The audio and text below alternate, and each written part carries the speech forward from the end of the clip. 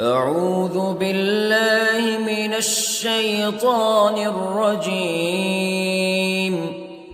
بسم الله الرحمن الرحيم. الرحمن علم القرآن خلق الإنسان علمه البيان. الشمس والقمر بحسبان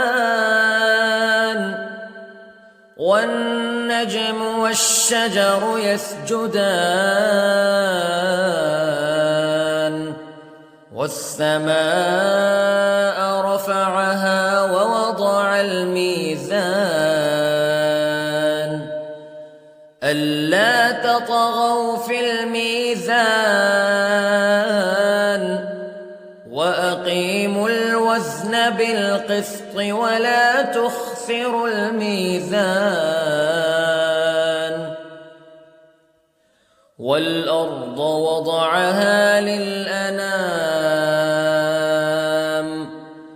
فيها فاكهة والنخل ذات الأكمام والحب ذو العصف والريحان فبأي آلاء ربكما تكذبان. خلق الإنسان من صلصال كالفخار وخلق الجان من مارج من نار فبأي آلاء ربكما تكذبان.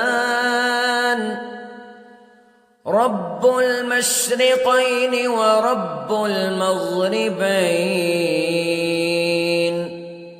فبأي آلاء ربكما تكذبان. مرج البحرين يلتقيان بينهما برزخ لا يبغيان فبأي آلاء ربكما تكذبان. يخرج منهما اللؤلؤ والمرجان فبأي آلاء ربكما تكذبان. وله الجوار المنشآت في البحر كالأعلام فبأي آلاء ربكما تكذبان. كل من عليها فان ويبقى وجه ربك ذو الجلال والإكرام فبأي آلاء ربكما تكذبان.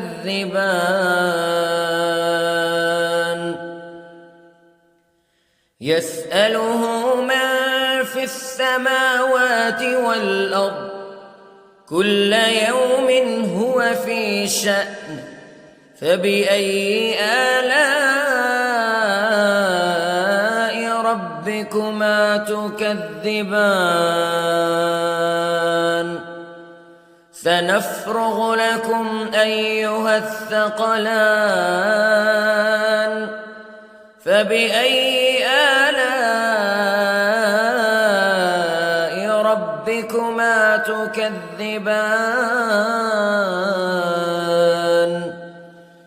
يا معشر الجن والإنس استطعتم أن تنفذوا من أقطار السماوات والأرض فانفذوا لا تنفذون إلا بسلطان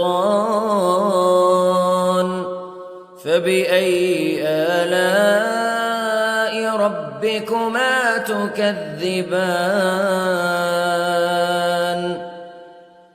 يرسل عليكما شواظ من نار ونحاس فلا تنتصران فبأي آلاء ربكما تكذبان فإذا انشقت السماء فكانت وردة كالدهان فبأي آلاء ربكما تكذبان فيومئذ لا يسأل عن ذنبه إنس ولا جان فبأي آلاء ربكما تكذبان يعرف المجرمون بسيماهم فيؤخذ بالنواصي والأقدام فبأي آلاء ربكما تكذبان هذه جهنم التي يكذب بها المجرمون يطوفون بينها وبين حميم آن فبأي آلاء ربكما تكذبان ولمن خاف مقام ربه جنتان فبأي آلاء ربكما تكذبان ذواتا أفنان فبأي آلاء ربكما تكذبان فيهما عينان تجريان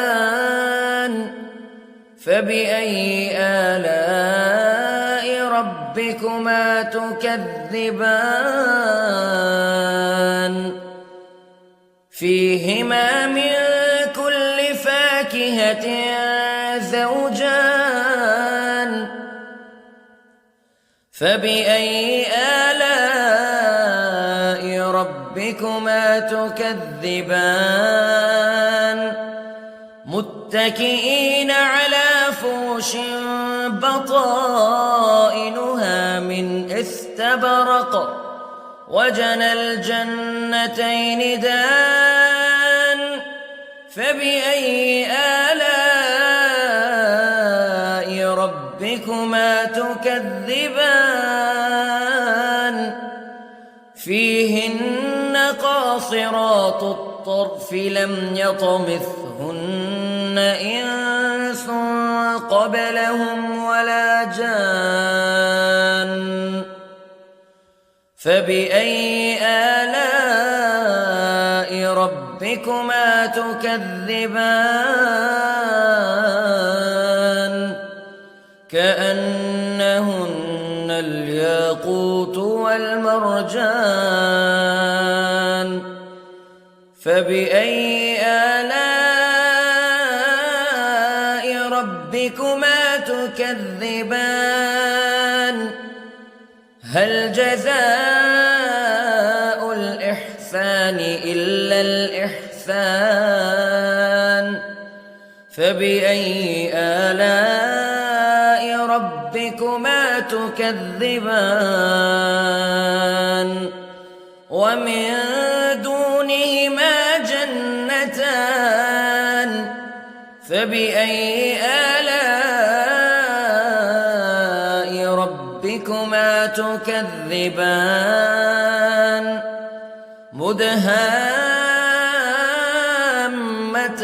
مدهامتان فبأي آلاء ربكما تكذبان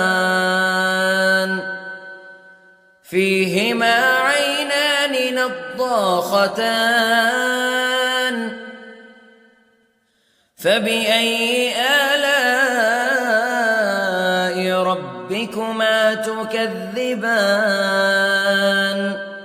فيهما فاكهة ونخل ورمان فبأي آلاء ربكما تكذبان فيهن خيرات حسان فبأي آلاء ربكما تكذبان حور مقصورات في الخيام فبأي آلاء ربكما تكذبان لم يطمثهن إنس قبلهم ولا جان فبأي آلاء ربكما تكذبان متكئين على رفرف خضر وعبقري حسان فبأي آلاء ربكما تكذبان تبارك اسم ربك ذي الجلال والإكرام